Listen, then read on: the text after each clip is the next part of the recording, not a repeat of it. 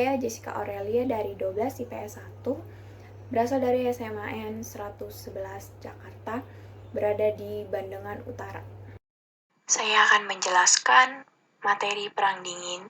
Dimulai Perang Dingin adalah sebuah kondisi politik yang menyebabkan ketegangan politik antara Uni Soviet dan Amerika Serikat terjadi pada tahun 1947 sampai 1991.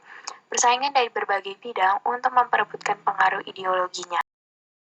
Nah, latar belakang terjadinya Perang Dingin itu, yang pertama, munculnya Amerika Serikat sebagai negara pemenang perang di pihak sekutu.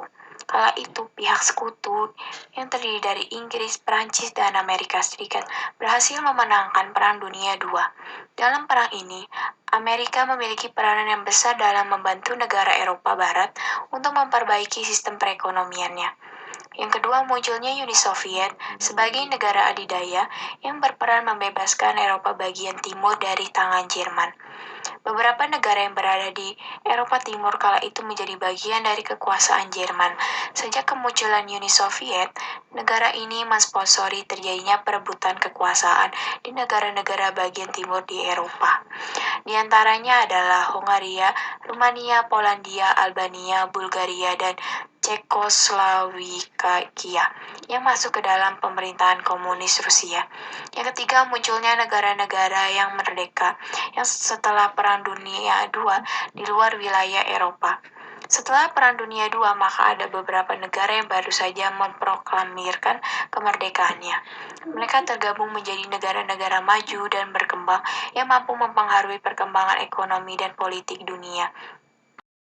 Penyebab terjadinya Perang Dingin.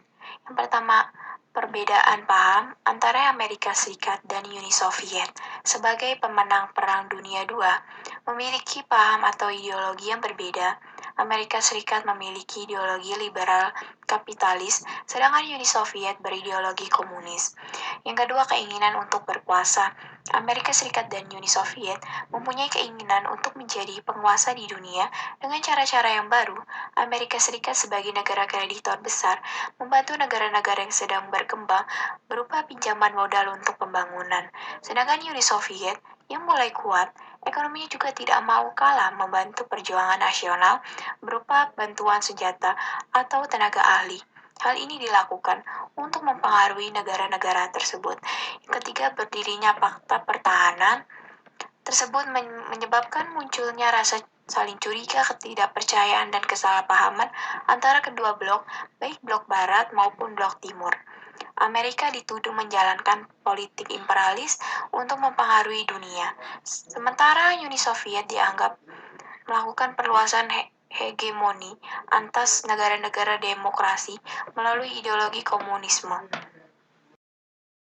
Perang Dingin 1945 sampai 1949 dimulai dengan konferensi Potsdam dan kekalahan Jepang, pembentukan Blok Timur, Perang Saudara Yunani, perpisahan Stalin dan Tito, blokade Berlin, dibentuknya NATO dan berdirinya Republik Rakyat Cina. Timeline Perang Dingin 1950 sampai 1959 dimulai dengan Perang Korea, dibentuknya Pakta Warsawa, pembagian Vietnam, Revolusi Hungaria, peluncuran Sputnik, Revolusi Kuba, dan Perang Vietnam dimulai. Timeline Perang Dingin 1960 sampai 1969 dimulai dengan krisis Kongo, invasi Teluk Babi Kuba, krisis misil Kuba, pendudukan Amerika di Republik Dominika, peristiwa G30 SPKI di Indonesia, invasi US ke Cekoslowakia, dan konflik perbatasan Cina-Soviet.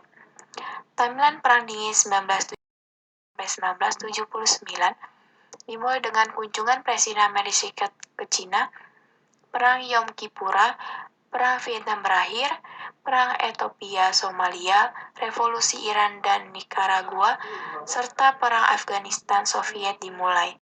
Dan terakhir, timeline Perang Dingin 1980 sampai 1991 dimulai dengan invasi Amerika Serikat ke Grenada, dimulainya Glasnost dan Perestroika, Perang Afghanistan-Soviet berakhir, dan bubarnya Uni Soviet. Dampak positif munculnya negara superpower. Dengan adanya negara superpower, maka perekonomian di dunia banyak dikuasai oleh para pemilik modal. Hal ini akan memberikan keuntungan yang lumayan besar, terutama jika para pemilik modal menanamkan modalnya di negara-negara berkembang. Yang kedua, pertumbuhan ekonomi di negara pesaing tumbuh pesat. Perang dingin juga berdampak baik bagi negara yang ditempati untuk membuka usaha para pemilik modal. Pertumbuhan ekonomi di negara itu juga akan tumbuh pesat. Jadi keduanya diuntungkan dalam usaha ekonomi ini. Yang ketiga, adanya investasi modal. Mereka saling berlomba untuk mendapatkan keuntungan sebanyak-banyaknya. Dengan cara menginvestasikan modal, mereka ke negara-negara berkembang yang upah buruhnya masih relatif rendah, sehingga keuntungan mereka juga melambung tinggi. Mengembangkan militer negaranya menjadi lebih unggul. Karena adanya rasa iri antara negara-negara yang berseteru, maka mereka masing-masing mulai memperkuat persenjataan dan pertahanan mereka. Mereka tidak mau kalah dengan negara besar. Dengan persaingan seperti ini, akan semakin besar pula potensi yang masing-masing negara miliki untuk mengembangkan militer negaranya menjadi lebih unggul. Perlindungan HAM mulai ada. Adanya isu-isu mengenai masalah HAM semakin lama semakin terdengar ke seluruh penjuru dunia. Mulai saat ini, hukum undang-undang dalam suatu negara mengenai HAM mulai dibuat. Dan terakhir, ilmu astronomi menjadi semakin baik. Perang dingin memberikan pengaruh besar bagi perkembangan ilmu astronomi, terutama mengenai isi luar angkasa. Amerika Serikat dan Uni Soviet, mereka berlomba-lomba untuk meluncurkan roket ke luar angkasa dan mempelajari dan mengkaji ilmu astronomi. Dan dampak negatif dari Perang Dingin pada bidang politik, dibangunnya tembok Berlin sebagai batas antara Jerman Barat dan Jerman Timur karena adanya dua paham yang berbeda, yaitu komunis dan liberalis. Yang kedua, pada bidang militer, masyarakat dunia mengalami ketakutan yang luar biasa akan adanya kemungkinan perang nuklir, maka Amerika Serikat kemudian menandatangani terbentuknya NATO. Usaha meredakan Perang Dingin. Yang pertama, upaya negara berkembang dengan membentuk gerakan non-blok sebagai bentuk netral negara berkembang tidak memihak kemanapun. Yang kedua, upaya oleh PBB dengan membuahkan resolusi berisi pembatasan kepemilikan nuklir dan penggunaan sebagai senjata.